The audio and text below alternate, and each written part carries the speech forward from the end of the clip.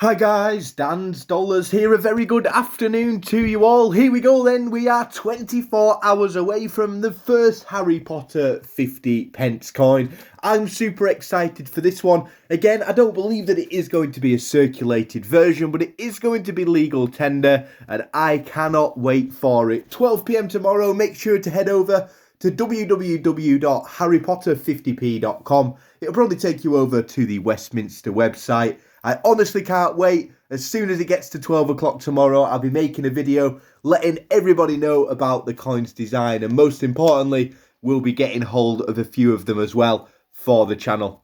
Again, 2022 has been a great year so far for 50p coin collectors. Two different 50p coins released for circulation, the Platinum Jubilee and also the Pride 50 pence coin as well. Hopefully we can get another one before the end of the year. If not, maybe a £2 commemorative for circulation definitely wouldn't go down amiss. Please do let me know if you're going to be picking up the Harry Potter coin tomorrow, or maybe just checking it out to see what the design is. Plenty of videos coming up today, everyone, and most importantly, we're definitely back with those 50 pence coin hunts as well. Stay safe, and as always, guys, thanks for watching.